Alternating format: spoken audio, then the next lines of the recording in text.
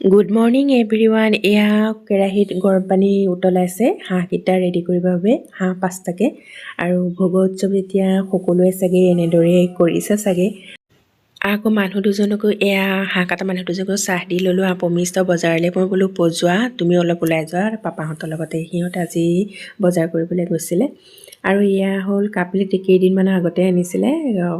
আৰু লগতে এতিয়া আমাৰ পমিষ্টই আকৌ চোলা এটা আনিলেগৈ বজাৰৰ পৰা পাপাকৰ লগত গৈ।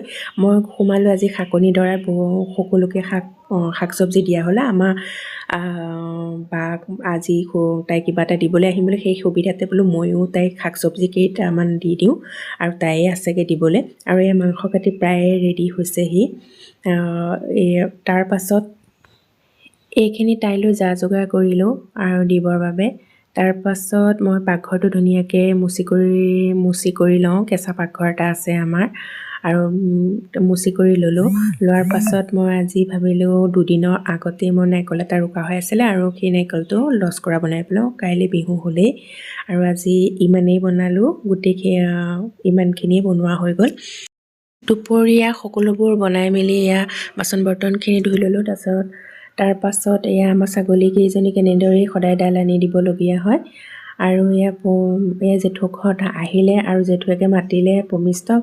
পমিষ্ট আজি ফাৰ্ষ্ট গৈছে। মাতোতেই মোক কৈছে, মা মাতিছে যাওঁনে? বোলো যোৱা, আগত গৈ পোৱা নাই, আজি ফাৰ্ষ্ট গৈছে। আৰু ৰাতি ভাত সাজৰ কাৰণে এয়া খুৰাই ৰেডি কৰি আছে, হৈ আছে। ইয়াৰ তৰকাৰী চব্জি খাবৰ বাবে কাটিব লাগিব সন্ধিয়া সময়ত, আৰু ইয়াতে আমি খাম, আৰু ইয়াতে বনাব। এয়া যা যোগাৰ প্ৰায় হৈ গ'লহি আৰু হ'ল। মেজি বনাবৰ কাৰণে এইখিনি খৰি ৰেডি কৰিছে, মেজি জ্বলাবৰ কাৰণে ৰেডি কৰিছে। সেইফালে খুৰাই হ'ল কোৰ মাৰি আছে, সেইফালে আমাৰজনে হ'ল কিবা কাটি আছে। আৰু এইখিনিত আকৌ সন্ধিয়া সময়ত অকণমান জুই ধৰিব, সেইবাবে এইখিনি খৰি কাটিছে।